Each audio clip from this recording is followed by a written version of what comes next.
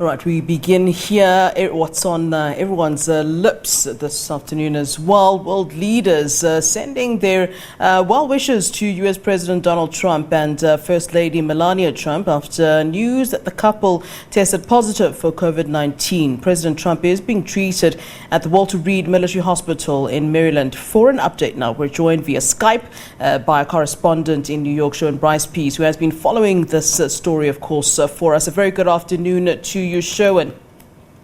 Good afternoon, Flo.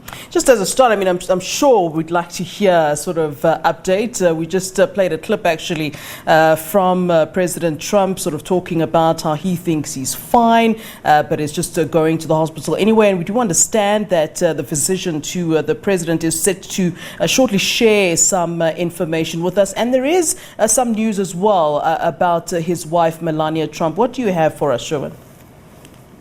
Yeah, we're just waiting, Flo, now for Dr. Sean Conley, the physician to the president. He has been providing written updates to date, and we expect him now to come and actually take some questions from the media gathered outside Walter Reed Hospital. In fact, I see some movement to my left, but no, it's not him.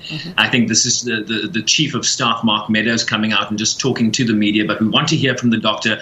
The media, of course, very interested in, the president's condition. The last update we got from the doctor talked about sort of the medication that they had prescribed to the president, a precautionary measure. He has received an experimental antiviral drug known as polyclonal antibody cocktail. He completed the infusion of this cocktail, they say, without incident. In addition to the polyclonal antibodies, the president has been taking zinc, vitamin D, famotidine, which is a medication that treats acid in the stomach flow, melatonin, and daily aspirin. The daily aspirin, we understand, is due to a mild heart condition that the president suffers from. So that's what he's on right now. We are, as you correctly point out, waiting for that update now from the doctor. President Trump, of course, tweeting from Walter Reed last night, the following words: "Going well, I think. Thank you all." So certainly some positive sentiment. He had not tweeted all day, some 16 hours. People were very concerned that this was indicative of a deterioration in his condition. Of course, then going to hospital, raising alarm bells. And remember, Flo, the big concern here was we got a diagnosis in the morning and he was taken to hospital in the evening, which is a really quick transmission, certainly within the body.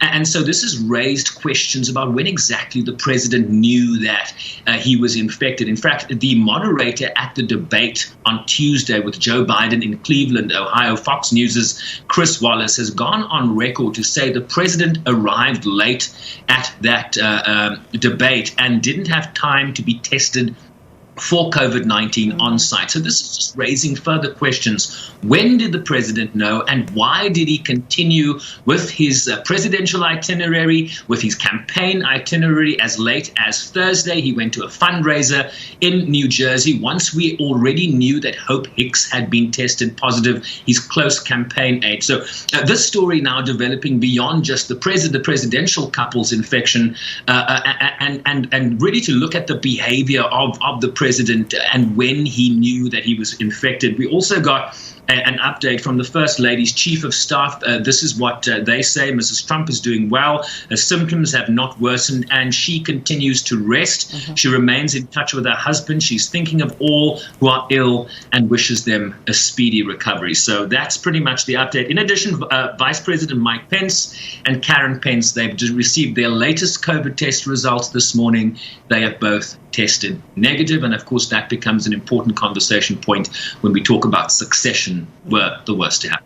I know you've touched on two people who are close to him that, of course, there was concern about, of course, the First Lady and, of course, Mike Pence, who you said is tested negative. But I wonder, is there concern around other people that would have been, around President Trump, but particularly at that time, as you mentioned, there wasn't time to have him tested. And just before that debate that he had with Biden, surely there were other people around there, as you know, as a TV person. There's someone miking you. There's someone perhaps, pushing your hair into place, the little hair he has. There's people around you all the time. And I wonder if there is concern about that staff and the fact that essentially he has put some people in trouble if he did know that there might be a problem. There's an English phrase we use. We say you've hit the nail on the head, Flo. That is now the developing story. Who else here? How broad is this infection? The White House is a very confined space where people work in very close proximity to each other. Aides that travel with the president do so on Air Force One, on Marine One, where the air is circulating. We now understand the president was not tested by officials on site at that debate, which then raised concerns for the Biden campaign, who, is 70. Biden himself is 77-year-old in that high-risk category on stage with this president who might have been infected on stage during that debate. Anecdotal evidence is now pointing to an event in the Rose Garden at the White House last Saturday where 150 guests were invited to an event where the president unveiled his Supreme Court nominee to replace Ruth Bader Ginsburg. And we have visuals. I think we have some video of this, Flo. If we could play that, that would be great. Where you see how closely people are in close proximity to each other. No one is wearing masks. We understand that for people to attend that ceremony, they had to be tested beforehand. But as we have now learned through the Hope Hicks scenario, testing does not tell you that that the virus is lurking somewhere in your body. It perhaps is not showing up in the nasal cavity, so it gives you that snapshot. Yeah. But in 15 minutes, in half an hour, in 24 hours, you could then be tested positive. So this is now being regarded as a super spreader event. Hope Hicks is now positive. Bill Sepien, the campaign manager of the Trump campaign. The national chairperson of the Republican Party, Ronna McDaniel, who had some interaction with the president last Friday, she is infected. Kellyanne Conway, his former aide, who was at that event as well, but has also been part of the president's debate prep. Just to interrupt you there, Sherwin, we're playing those visuals as you requested, and I mean, it's actually quite scary. People have their masks in their hands on these lawns, they're hugging, they're embracing. I mean, and really just a few steps away from President Trump. And I really wonder if, there is concern from those people who were there, who were obviously sort of taking his advice, his warped views on coronavirus seriously. I mean, this is really quite scary, isn't it? Yeah, and the person you see hugging in one of those pictures, it's going to come up in a minute, is Mike Lee, a senator from Utah who has tested positive for COVID-19. Tom Tillis, the Republican senator from North Carolina, was also at that event. He's tested positive too. So we're talking now about a super spreader event at the White House against the guidelines of the city of Washington, D.C. And their argument is, well, everyone was tested and everyone that was allowed into that event tested negative. But testing is not a silver bullet, as we are now learning. And so the big concern now for this White House is contact tracing. They need to track everybody, all 150 people at that event, and where did they go afterwards? Who have they interacted with? Yeah. Who have campaign officials interacted with? The aides in the White House. I mean, everybody suddenly, when the president left last night wearing a mask to fly on Marine One to Walter Reed, all the White House staff was suddenly behind the president wearing masks for the first time. I mean, what an anomaly to see.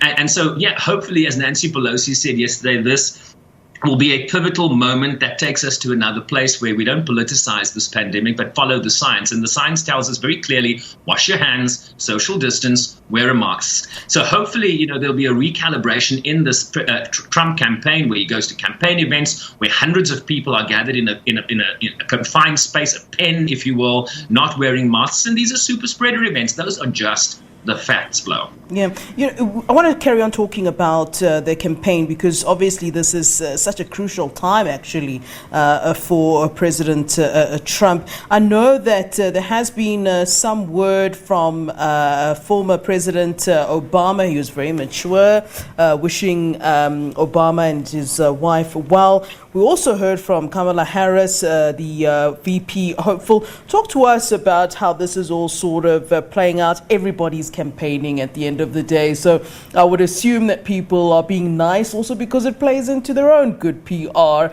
But talk to us about what is really being said in the Democratic camp. I mean, there were very nice words. I mean, Obama's obviously always got great words. He knows how to speak. But, I really want to know how this also plays quite well into, the Democrats' campaign themselves.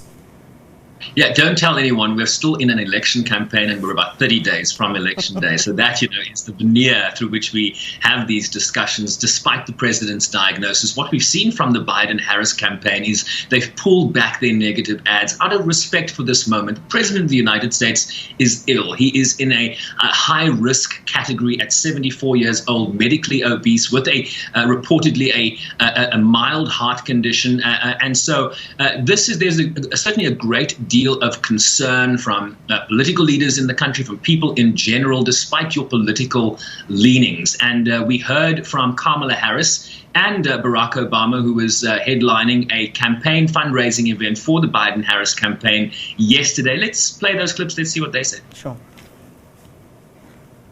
Doug and I, my husband, we are thinking of the first family with prayers that they recover, and that this is not a painful process for them. Nobody should contract this disease, and sincerely, we pray for their speedy recovery. It knows no barriers, and so we pray for a vaccine, a safe vaccine, as soon as possible. But until that happens, we all need to wear our masks. We need to practice social distancing. We need to do whatever is within our power, and there is so much that is, to practice good protocols to avoid the disease. Although we're in the midst of a big political fight, and we take that very seriously, we also want to extend our best wishes to the President of the United States, the First Lady. Michelle and I are hopeful that they and others who have been affected by COVID-19 around the country are getting the care that they need, that they are going to be on the path to a speedy recovery. And it's important, I think, for all of us to remember that even when we're in the midst of big political battles with issues that have a lot at stake, that we're all Americans and we're all human beings, and that we want to make sure that everybody is healthy. And so Michelle and I want to make sure that we acknowledge the President of the United States and the First Lady at a difficult time. Super classy, right? It is. I don't know if you've seen this, Flo, but there is a video of President Trump on social media in 2016 in his race against Hillary Clinton. You'll remember on 9/11 of that year, Hillary Clinton was walking back to her car from the memorial that's held in New York, and her legs buckled, and her aides helped her into the car, and he was then at a campaign event mocking her, showing how she wobbled, and really ridiculing her. And I think just a different tone from the Democratic opposition today. Yeah, and I wonder, I had a bit of a conversation a few hours ago with Brooks Spector. He's a U.S. foreign policy expert who's now at the Daily Maverick, and I posed a question, and I think he said, it will be quite a balance. But I asked him, could this work in Trump's favor? I mean, you're closer to the people really on the ground in the U.S. At the end of the day, Sherwin, we are talking about him. We are seeing him everywhere. Just about every channel is talking about this. And this, don't forget, this is also somebody who is a reality TV, former reality TV star. So he would know a lot about how good or bad PR can work or can work for you. So I really do wonder, as we sit here and we discuss him and we're talking about him, I mean, at the end of the day, we're talking more about him than the Democratic campaign or Biden or Kamala Harris. And I wonder if this will perhaps be something he can use in an ironic way, I suppose. Flo, you're leading me down a long and winding road, and you're going to get me into trouble, right? That's the goal here. I see you. Listen, I mean, there's been a lot of speculation. What's the game plan here? Yeah. Is this hoax? Was his tax returns, or he's lagging in the polls, and his debate performance so horrific to the campaign that he felt, what trump card can I play now? Look, the president visually looked pale yesterday when he walked onto Marine One. He hasn't been tweeting a lot. He was flown to hospital on a military helicopter, which I think speaks to the severity of what is going on here. Yeah. Of course, we talked about the fact that we don't actually know the timeline as to when exactly the president learned of his positive diagnosis, learned that he was infected. And so, the very fact that this machismo president had to put on a mask and walk out in public and go to hospital, I think is antithetical to what he's been trying to represent throughout this campaign. So I have certainly, personally, a lot of doubt as to whether this is a game he's playing or a hoax. I think the president is ill. His doctors are going to come out and give us an update on what's been administered here, and I think those are the facts as we know it. All right, Sherwin. Well, we had been waiting for the physician, Trump's physician, pardon me, let me say it in a formal way, physician to the president to speak. But certainly we'll have to wait a little bit longer for that, I suppose. Dr. Sean Conley, I'm hoping that at some point SABC will indeed cross to that. We'd hoped that during our conversation he would certainly be addressing us and giving us more information on the president, but it was certainly not to be. But in any case, thank you as always, Sherwin Bryce-Pease, reporting for us, our correspondent in New York. Thank you as always. Thanks, Flo. All right, that's Sherwin Bryce-Pease there for us. I am assuming that at some point we will certainly dip into that, as we did hear from Sherwin Bryce-Pease that Dr. Sean Conley, the physician to the president, is set to be on that podium that we're showing you there at the moment, just outside the hospital where President Trump is at the moment, the Walter Reed Hospital. I mean, we did hear him yesterday kind of trying to be strong, I suppose, and saying that he's fine, the First Lady is fine. But, rightly saying, Sherwin pointing out the fact that he did look different to the Trump that we're used to seeing. And, of course, I haven't seen a lot of those tweets that we've become used to. So perhaps there is something a little bit more to this situation. And certainly his doctor will tell us if it is, really at the point of being very concerned. And no doubt he'll certainly give a clearer picture for us also. That will certainly be happening. We will await that, and certainly the SABC will at some point cut into that. I'm assuming this might also happen during the full view, which begins at 6 p.m. But we'll certainly keep an eye on that and visuals coming out from Walter Reed Hospital. As you see for now, it is quite still at the moment.